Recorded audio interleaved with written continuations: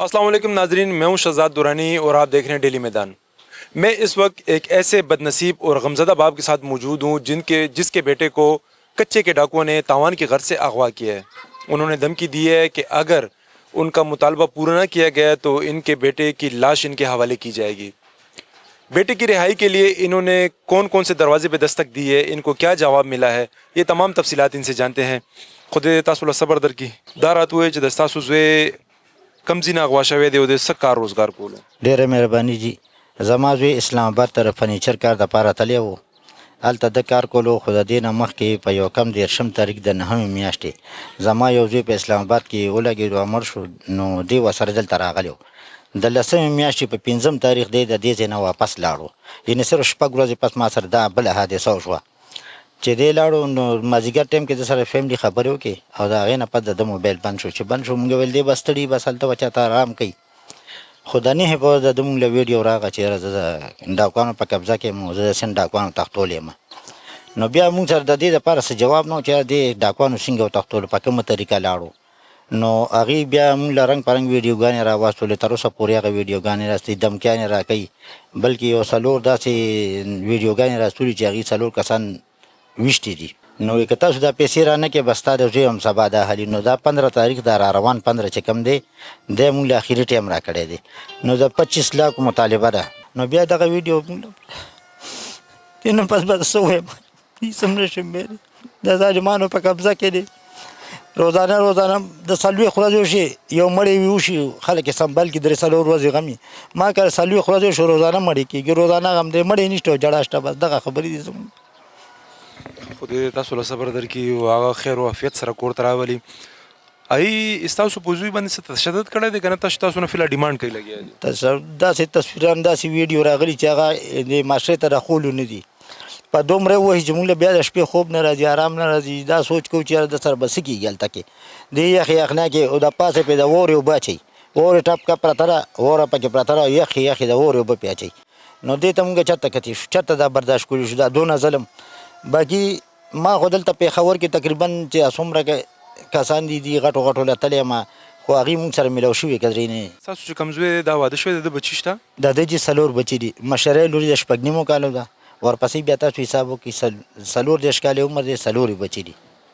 نو دا تقریبا تاسو چې میاشت نه سیوا کېږي چې دا ای اغوا کړی دی، ای کور والا هغه مور بیبي دا تاسو څنګه تر اوسه پورې سنبال کړي، څنګه ورله حوصله ورکوئ لګیا؟ تا ته څه جواب درکړم؟ د دې جواب ما سره نشته. ما څنګه سنبال کړي، څنګه هغې پاتې دي، د هغې رهایش څنګه دی، د هغې خوراک څنګه دی، بس الله کوي. باقي زما د وس نه خو بار دی. زه خپله یو ډېر مزدورکار انسان یم. زما د موټرسایکل بار ولاړ دی، زه په دې بیک مزدوري کوم چې ټوله ورځ وګرځم 500-600 روپۍ کوم.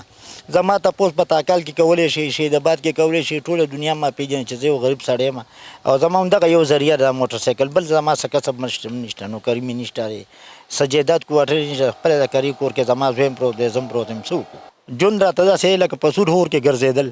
ماشومانو غم ته وګورو، خپل ځان ته وګورو، خرچو ته وګورو، ګرانې ته وګورو.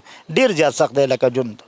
کم ډاکوان تاسو سره د کچې رابطه کوي لګیا دي، تاسو هغې ته نه دي ویلي چې زموږ دا امر وس نشته، موږ دا 80 لکه یا 50 لکه دا نشو درکولی درله؟ هغې ته موږ د دې ماشومانو ویډیو ورواستوله، د خپل کور ویډیو مو ورواستوله. هغې وایي چې دا خرڅ کړئ. دا موږ ورته چې دا شی موږ کره شته یې نه، څه خرڅ کړو؟ فرج خرڅ کړئ، فرج را کړی نشته. کالي خرڅ کړئ، کالي را کړی نشته. کور خرڅ کړئ، کور هم نشته. نور هغې ته موږ څه ویډیو ورواستو؟ خپل د هر قسم ورته ستوري، خو هغې دا مني نه. تاسو خو پلار یې، تاسو خو زه بیا هم چېرته بهر ګرځې غم هم غلط شي. هغه مور هغې چې کوم دا مور بیبي کور کې ده هغه تصویرونه ګوري، هغه څه وایي تاسو ته؟ تاسو هغه څنګه ده تر اوسه پورې هغه کړې سنباله کړې ده؟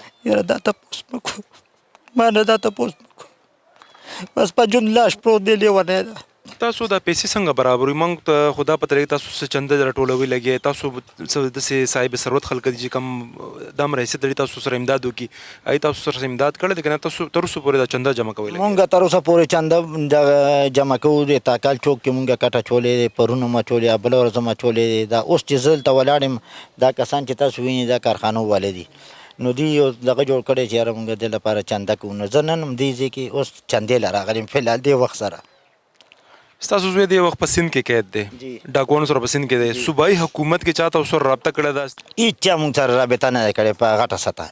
مونږ ډېر بېوسه خلک یو، زمونږ دومره وس نشته هغې خلک موږ نه د 60 लाख روپو ډیمانډ کولو باقاعده ته وایي چې تاسو آرمی ته وایي पुलिस ته وایي په دې ټایم مه خرابوئ पैसे इकट्ठा करो तब आपको बंदा मिलेगा नहीं तो आपको उसकी लाश भी नहीं मिलेगी نو مونږ ټولو د حکومت سرکاري ادارو ټولو نه دا امید دی دا درخواست کو چې موږ سره تعاون وکړي او بس ویډیوګانې راسي کله وهي کله ټکي کله به بروډونه راکاږي یخ به بیا چې په دې یخنۍ کې ډېر ظلم موږ سره روان دی ډېر شدید ظلم کوي او بس الله نه دا امید ساتو چې به زموږ خوراکۍ ډېر زیاته خفه ده یو زوی مړ شو او دې د هغې جنازې له راغلی او هغې نه بس په شپږمه ورځ دی غیب دی مونږ ډېر سخت پریشانه یو چا سره څوک څه مدد کول غواړي مهرباني وکړي زموږ مرسته وکړي ستاسو به ډېره مهرباني وي د دې زمینې ایم پی ای هر چا ته وینا کړې ده ته یقین کې 2 ورځې وشي چې مونږ دلته کیمپ لګولې مونږ له یو تن هم نه دی راغلی یو قسم چا نه ستاون کړی هر چا له حجرې ته ورغلي یو میلاو شوي قدرې نه دي ستاسو چې کوم علاقه دی کې د اربابانو ډېره سره سوخت دی داسې اربابان شته چې هغې تېر حکومت کې پاتې دي داسې اربابان شته چې موجوده هم حکومت کې دي نو تاسو دا کیمپ لګول سړک په غاړه باندې سړی تېرېږي د علاقې خلک جواب سوال هغې ته وړي چې دا داسې زموږ د علاقې یو سړی دی هغې باندې دا سخته راغلی ده دې نه باوجود هم څوک نه دی راغلی تاسو بس مین شی څه دی چې ورشي موږ غریب خلک زموږ څوک نه اوري بس دا وایي چې بهی هغې خو نشته چېرته میټینګ کې چېرته څه جلسه ده اسلام آباد ته تللي نو بس موږ بال د هغې ته تر کومه ناست یو زمونږ د سند ګورمنټ نه دا مطالبه ده او هغې ته دا ریکویسټ کوو هغې ته دا یو درخواست کوو چې هغې دي زمونږ دا کم هلک یاسر خان دي هلته کې کیډنپ کړی دی دا سند ډاکوانو د کچې ډاکوانو نو د سند ګورمنټ پی نه موږ هغې ته دا درخواست کوو چې هغې دي دی په څه طریقې سره هم چې کېږي هغه دې بازیاب کړي او موږ ته دې دا خپل هلک چې کوم دی په هغه سره صحیح سلامت راپاس کړي एक बाप की बेबसी का अंदाज़ा इससे लगाएं कि वो हर दर से मायूस होकर बेटे की बाजियाबी के लिए चंदा जमा करने पर मजबूर हो गया है ये उन अफराद के मुंह पर तमाचा है जो ऐवानों में बैठ कर ये दावा करते हैं कि वो आवाम के हकूक़ का तहफ़्फ़ुज़ करेंगे उनके मसाइल को हल करेंगे हमारी आपसे ये दरख्वास्त है कि एक दुखी बाप की मदद के लिए बढ़ चढ़ कर हिस्सा लें और उसकी बाजियाबी में अपना हिस्सा डालें कैमरामैन असद अली के हमरा शहजाद दुरानी डेली मैदान पेशावर।